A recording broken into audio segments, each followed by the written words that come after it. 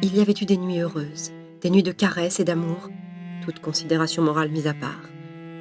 Il y avait eu des nuits exaltantes qui avaient fait battre son cœur d'anticipation dans l'attente du combat, du sang et de la mort des autres, bien évidemment.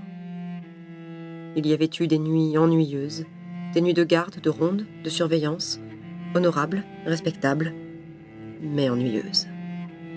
Il y avait eu des nuits angoissantes, une surtout, celle de la naissance de son premier fils.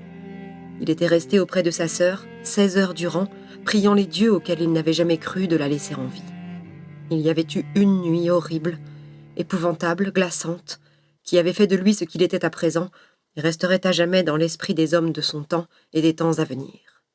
Le régicide.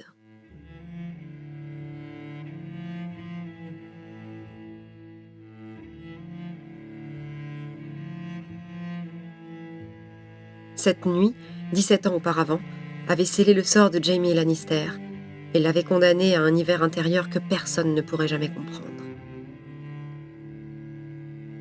L'hiver vient, répétaient à l'envi les Stark et leurs bannerets, et que savait-il du froid glacial qui s'étend lentement, du cœur vers les extrémités, pour former une carapace de glace où s'écrasaient mépris, dégoût et colibet.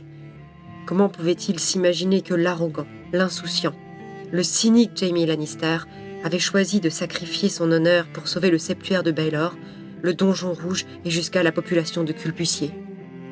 À chaque fois qu'il entendait, chuchoter sur son passage, le surnom que lui avait valu cet exploit, le froid gagnait un peu plus de terrain.